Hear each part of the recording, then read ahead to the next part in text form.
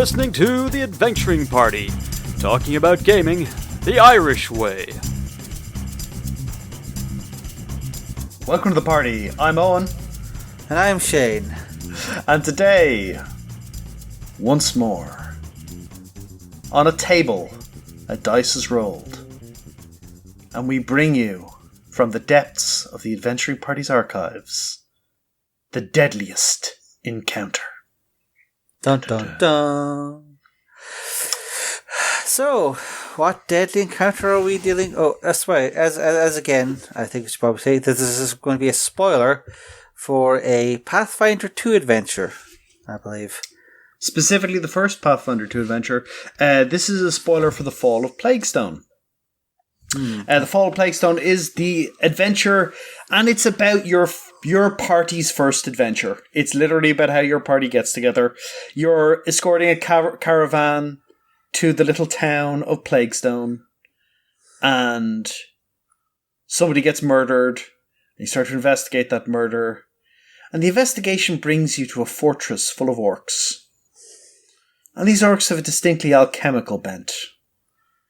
And as you fight your way through this dungeon, you come to a final chamber, in which you find an orc alchemist who goes by the name the Sculptor and his freshly created blood ooze. And this, gentle listener, is where a lot of people die. Okay, so this doesn't sound like it's a particularly credible encounter. I mean, it's just, one poor farmer whose blood has been turned into a monster, and an orc nerd. It doesn't sound like it's going to be crazy difficult. And it's in the middle of a room that's just like one set of alchemical, vials being pumped into this poor unfortunate blood donor. So how could it possibly be that much of a problem for 4 to 6 first, second level adventurers? This will involve, you should have, all your characters should be second level at this point. We're taking on this adventure. Second level means that you will have ACs between usually about 18 to 20. They will have in and around 30 hit points, might be a little less, and will have pluses to attack of about +8. That varies, of course, depending on class and whatever else, but generally that's roughly the numbers they're working off. Now, as with the Deadliest encounter, the first thing to take a look at is take a look at the terrain involved. So, if you direct a look to the map on page 28 of this module, you will see that this encounter is most likely to take place in H8. Now, there is a chance you might surprise the Sculptor while he's still in H7. However, the fact that the fight with the orc alchemists in the previous room involves them throwing bombs at you means he almost certainly has heard something is up and retreated back into the room with his blood ooze. Now, H8, you will notice there is only one way into this room and only one way out. There is a single 5-foot wide door through which everybody's got to move, and you're going down a circular dais of steps to a bit on the ground where you have a dead farmer who's been strapped to a table and something horrible done to him. And the Sculptor is hanging out here as well. So you're entering from one point, which is always it's a dicey proposition, because you have the only way in and out of this room is through that door. So the Sculptor's not going to cut and run. He can't. He's stuck here, so he's going to fight to the death. Or at least, he's almost certainly going to fight to the death. Yeah, the adventure seems to imply that he will try to sneak out double back around, head for the garbage chute, and just kind of crawl out into the muck. Yeah. But I don't really see how he's going to get past that, unless for some reason the party 4 to 6 adventurers has suddenly been reduced in number. Yes, so it is unlikely he is going to get out of this one. So he's stuck where he is fighting these guys off. Now, he has summoned... he himself is a level 4 creature. Now, if you know anything about Pathfinder, a level 4 creature is a tough opponent because his AC is relatively high at 21 compared to their attack bonuses. At a +8, trying to hit a 21. they're looking to roll basically 13s to hit him. Mm-hmm. So the first attack has a less than 50% chance of happening. Now, if you can set up some flanks or some other debuffs, that's going to get better for you. But it's fairly difficult. And his alchemical bombs are being tossed at a plus 12. He means he's going to be hitting you on an 8, most likely, 6 to 8, and he's going to be critting you on a 16 to 18. And those bombs are going to be doing a fairly substantial 2d8 damage. So he could well take a fair chunk of hit points off you. And he can throw 3 bombs around if he wants, and even if the last few are missing, he's still getting a splash damage, so he's doing a little bit of damage to you. So he's relatively speaking dangerous. On his own, I wouldn't rate him much as a threat. You would take him down reasonably likely. If he critted you a few times, you might be in trouble, but he's not too dangerous, and he's kind of harried about where he is, and he can't really take advantage of much of the terrain. He can't go to a higher level and start throwing bombs at you or anything like that. He's doing nothing like that. What he is doing is he is attempting to direct his blood ooze into you. So he will attempt to direct it to attack you to make sure it doesn't go for him instead. So that makes the counter theoretically a little bit easier. The blood ooze mightn't go for you. However, so long as he makes his DC 19 crafting check, the blood ooze does what he wants it to do. And his DC 19 crafting check is really rolling a 6. Yeah, so he's going to get it like 3/4 of the time. And I assume he can just, spend another action if he really needs to. Spend another dose of his reagents to attempt to do it. So, the blood ooze is the threat here, and the blood ooze is the problem. Let's take a look at the blood ooze. Blood ooze has an AC of 12. And you're thinking, happy days. That means players are going to be hitting it on a 4, or a 9, or a 14, depending on which attack they're making. Sure, absolutely. You'll hit this thing, no problem. It's got 90 hit points. So even for Pathfinder, that sounds excessive to be fighting at level 2. Yeah, he's got 90 hit points. It also has a reaction it can use once per turn. When it's damaged by a piercing or slashing attack, it forms a clot around the room, reducing the damage taken by 5. Mm-hmm. So, in addition to that, it is immune to precision damage, which means sneak attack. It is immune to mental damage, which is some of the cantrips. And it is immune to critical hits, which means that AC 12 isn't the disadvantage it normally is. You're not critting this thing. You're not taking it down with a lucky crit. You're going to have to chew through every one of those 90 hit points, including its clot, to basically take less damage. That's very tanky, and it's a little unfair if you're a bit heavy on mentalist wizards and rogues. Absolutely. Like, if you take this on with a rogue and a swashbuckler and an investigator, and we had a swashbuckler and an investigator for this, you will lack damage in this fight. Because they rely quite a bit on the extra d6 precision damage that gets added to their stuff. Yeah. So this is a much tougher fight than some parties and others because of that 90 hit points. Now, let's talk about what makes this really tough. If you'll notice, Shane, it is a level 4 creature. This creature has plus 15 to hit and a reach of 10 feet. Ooh. At plus 15 to hit, that means that if it is attacking a level 20 creature, or an AC 20 creature, which is towards the higher end of AC at that level, it will be hitting them on a 5. It will be critting them on a 15 plus. And that crit will be 2d12 plus 16 damage plus a d6 persistent bleed. Okay, so that's the better chunk of hit points for even like a tanky paladin or barbarian. That can technically, a crit from that one could technically take you to 0. 2d12 plus 16, you could roll high on the d12s. Now, they usually roll 3, but they can also decide to roll an 11. And at that point, your character can go down in one swing from this thing, because it's quite likely to crit you. And so that's the first problem with it. Yeah. If it was just making those attacks, it would be dangerous. The problem is what it does with its second 2 actions. It's got a special ability called Siphon Vitality. The blood ooze draws forth blood from nearby creatures, causing their flesh to break open and blood to spill out, which replenishes the blood ooze.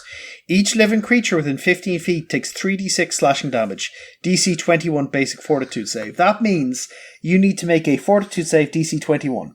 If you roll a 21, you take half damage. If you roll a 31 or a natural 20, you take no damage. And if you roll an 11 or less or a 1, you take 3d6 damage doubled.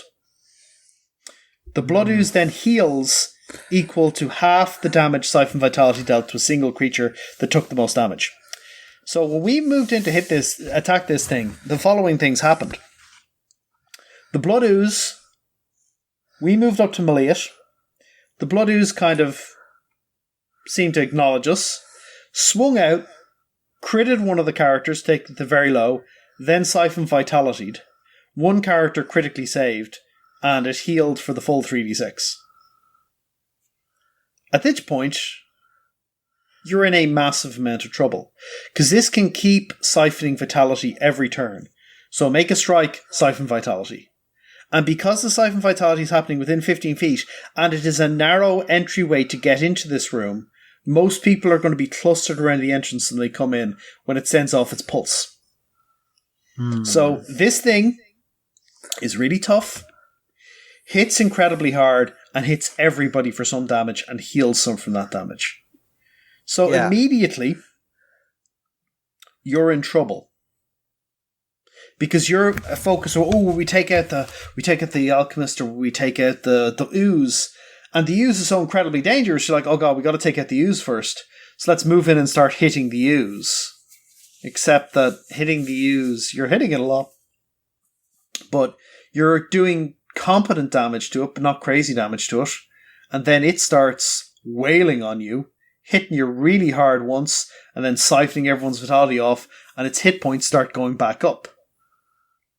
Now, the difficulty with this encounter is you've got an overstated bad guy who has weaknesses, very perceptible weaknesses, but it's difficult to actually take full advantage of them. And very quickly, a party can find themselves in the following nightmare scenario. The ooze takes down one player with a blow, and then damages another player a lot, possibly to the point where that player falls over. And you have two characters down, and you realise you should really retreat, but you've got two characters lying on the ground, and you've got to try and pick them up and carry them away. Not every party can do that. So, Shane, what's your read on this encounter? This is a mechanical setup that seems almost designed to be like horrifyingly effective. Like it's just, and it's just got so many no one of these things is the critical thing, but it's just like it's a combination of such high hit points, such very specific immunities. Like we say that it's AC 12 is a disadvantage. If it doesn't take critical hit damage, then it really isn't a disadvantage.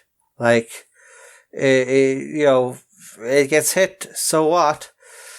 Plus it's got, we didn't even mention it's got another ability, like, is that it also regains hit points whenever someone bleeds next to it, so the bleed damage from its regular attack is also healing people.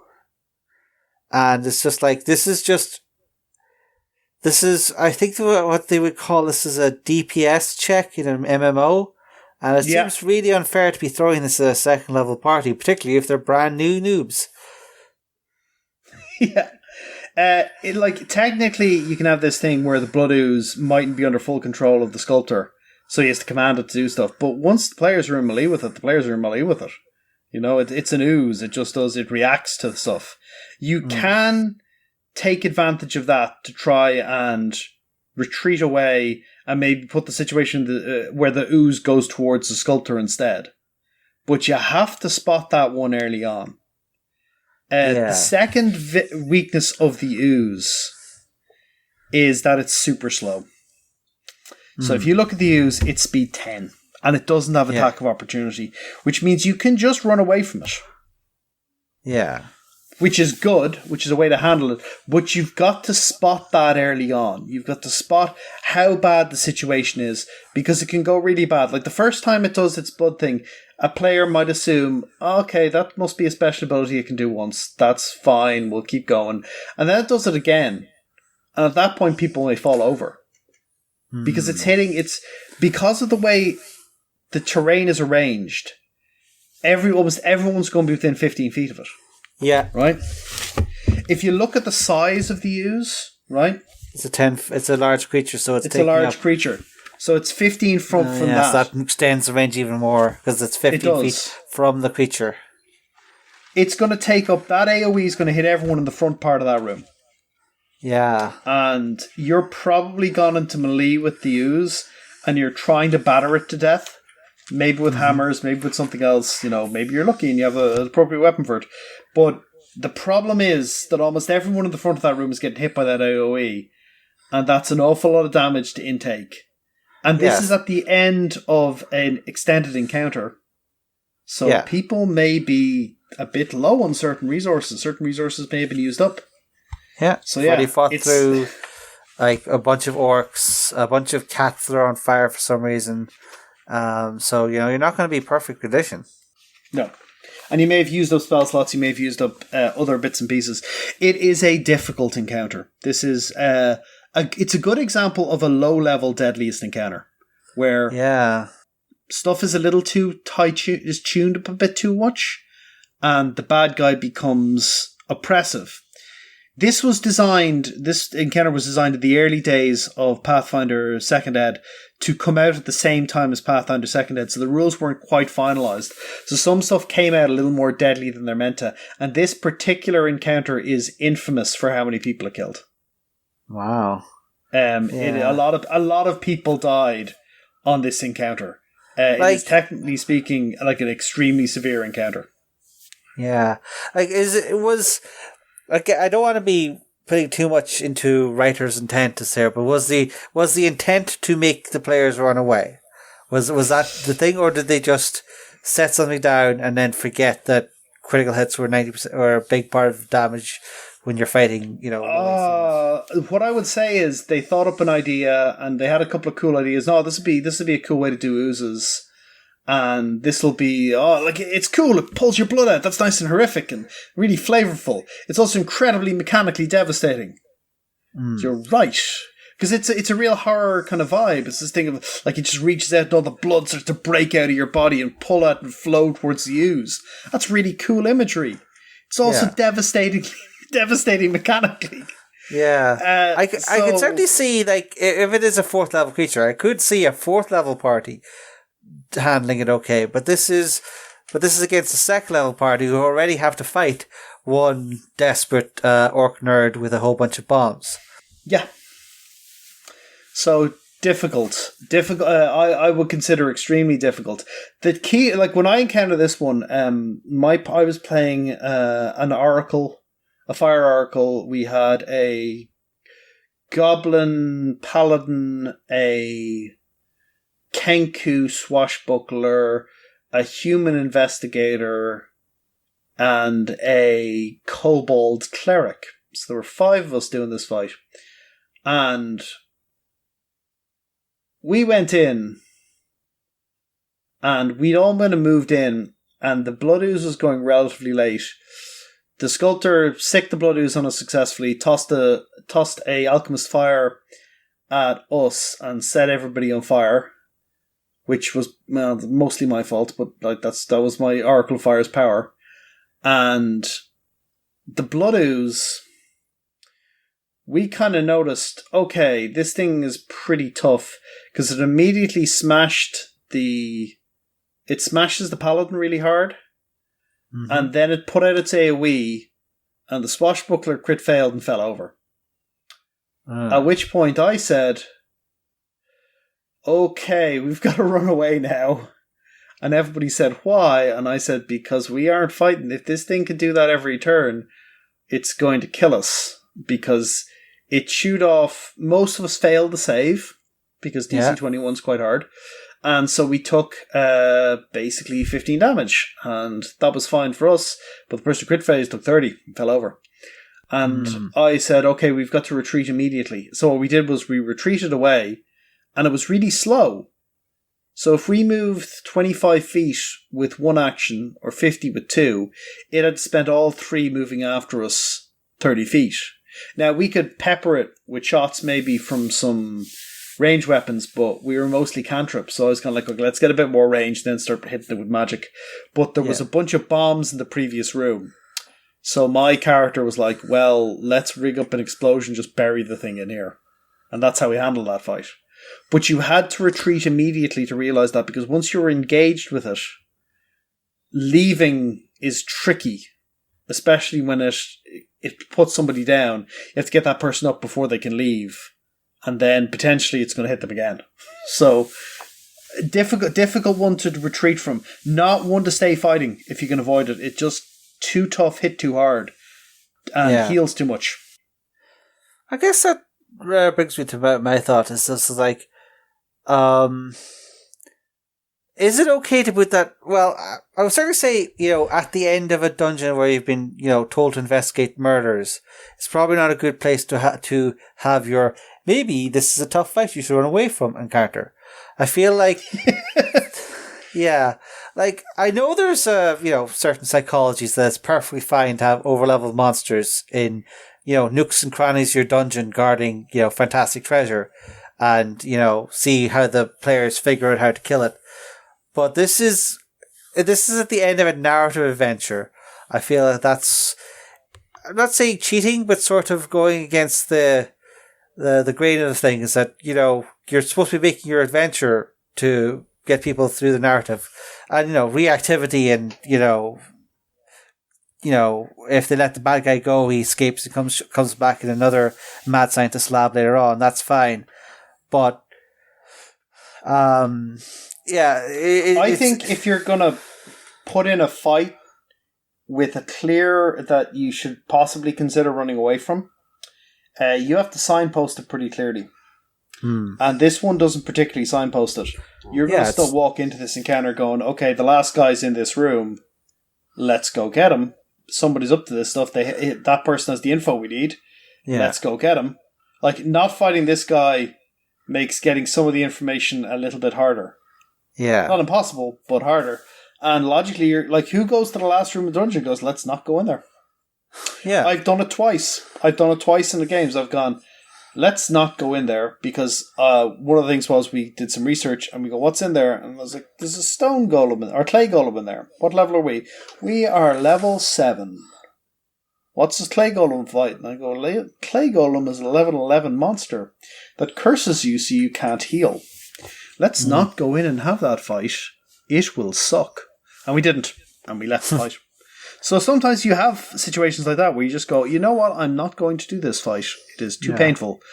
But this, you have to signpost it to the players a little bit. This fight's very dangerous. Yeah. Now, sometimes it's still worth doing for the challenge or because of the rewards or something else. But some of the time it's like, this fight is too dangerous to risk. Let's not do it. Yeah. And this doesn't seem like an optional fight, I guess, is what I'm saying. Is that, it doesn't seem like this is something you can just have off in the side room and say, oh, it'd be cool if you get that and then take the heart blood gem out of the center of it or something. This is sort of, front and center. It's set up as this finale thing. And it's the last room in the dungeon. Yeah. It's a cool concept, but it's just too high strung to be fair to, especially if you are fighting beginners. And I try to give the OSR people the benefit of the doubt and say, there might be something to this idea of players should lose 5 characters in the start of their adventure to get the fear of the dungeon master on them. But I don't think Pathfinder, patient 0 for the 3.5 power fantasy is the place to put that kind of, There's nothing wrong with hard fights. However, this isn't just a hard fight. This is an extremely difficult fight, and this has killed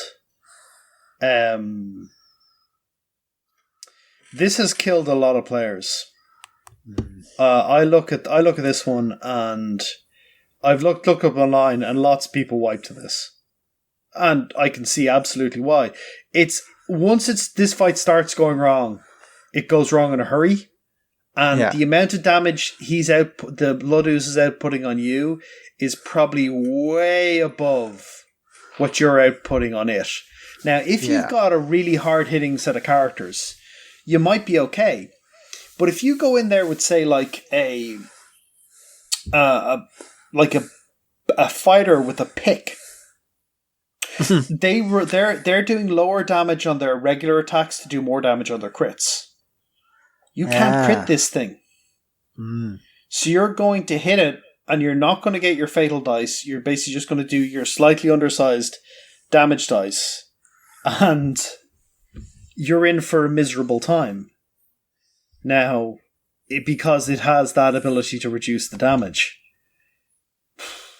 Yeah. Very, very easy fight to accidentally kill all your players on, which is probably not what you want, particularly as this is deliberately meant to be an introductory scenario. And it's an incredibly difficult introductory scenario because it's really easy to kill all your players off during it. So, great example, I think, of a deadly encounter. Not a brilliant example for a player one. Okay. What would I do to help this one out? What would you do, Shane, for this one? How would you change it? I think this thing needs to be leveled down. I'm not sure what the leveling down process. You can apply the weak template very quickly. That's what I was thinking. Yeah, so I would say that tweaks it down.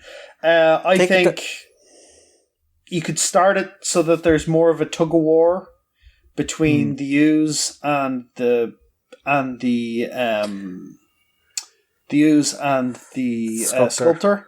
And then basically I might have left something in the previous room that the players might spot that attracts the blood ooze. So he'd be throwing it at you, and then you could pick it up and throw it at him. And the blood ooze starts moving back and forth. And then the fight becomes a bit more of we can split him up, but we can make the blood ooze attack him. And there's a whole thing of, we make the blood ooze hit him, and then once he's gone, well, let's just stop fighting the blood ooze. Or I give a bit more space for some kiting, possibly something like, we can actually get up on the outside here, and there's a bit up. We can get out of the reach of the blood ooze, and we can take some shots at it there. Give them a bit more terrain to play with. Sometimes the terrain kills you. This one, there's one way to take advantage of it, which is backing off. I think there should be a way to take advantage of it when you're in the room as well. There's somewhere you can get up, and there's a spot where it makes the ooze has to work to get to you. It's got to make a bunch of move actions to get up a slope to get it at you. So it means that someone with an arrow who's doing piercing damage, so not a lot of damage, but can still ping some shots at the blood ooze and go, okay, I'm contributing. And it's harder for it to get to me. Yeah. A situation where I feel like perhaps, maybe turning into a bit more of a desperation move on the sculptor's part, that maybe he has a regular fight with you in H8. Maybe he has a bit of cover to, throw, shelves of tools at you and try to break up your movement actions and then throw his bombs. And then when he's down to 20 hit points, he goes, "Stop, or I will release the blood ooze. I will all die." Something like that, maybe. Make it a bit more of a two-stager rather than a one-stager where you're trying to fight both of them at the same time. Yeah. I think that would be a good way of doing it. So that is the deadliest encounter on this one. Good one to take a look at. Done in the early games. There's a bunch of other Pathfinder 2 ones we could take a look at, which are difficult, but they're mostly kind of boss fights. This is sort of a boss fight for the end of a chapter, but it's a particularly punishing and deadly one. We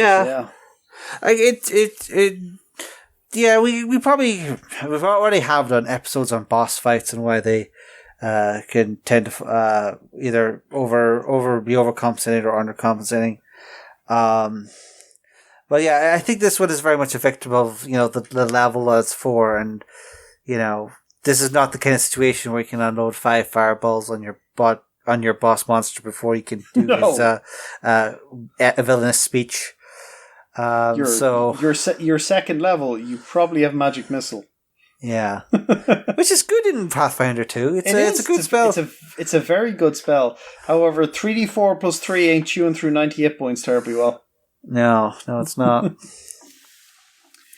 But folks, We're pretty much happy with the Deadliest Encounter series. It is a good way to just think about, why. Like, even if you are perfectly willing to gun for your players, it is good to take stock of why a certain encounter will kill them. But please, if you have any particular encounters or blood vendettas over your lost 15th level paladin that you'd like us to investigate or dissect, please let us know.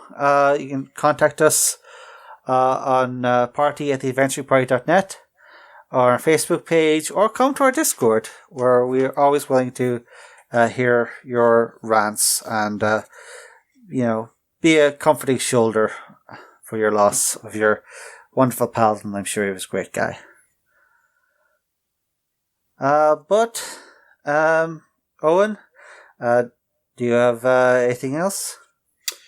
Upcoming dangerous encounters we're looking at are a lot of Cthulhu stuff, and a couple of classics from Age of Worms, and the Pathfinder Adventure module Realm of the Fell Knight Queen, which are all crackers to take a look at. But if you have any suggestions, we'd love to hear them, and we might be happy to take a look and figure out why they're just so damn dangerous. But for now, this party's over.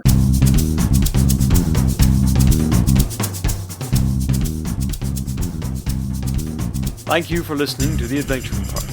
If you'd like to leave us a voicemail, you can head on over to SpeakPipe and drop us a line. Or you can join us on our Discord server, where we keep the party going after hours. Otherwise, you can find us on Facebook, YouTube, Spotify, Twitter, or you can email the hosts at party@theadventuringparty.net. The Adventuring Party is released under a Creative Commons Attribution Non-Commercial Share-alike version 3 license, but you probably knew that already. We hope you enjoyed the episode and look forward to seeing you back here next week. Goodbye.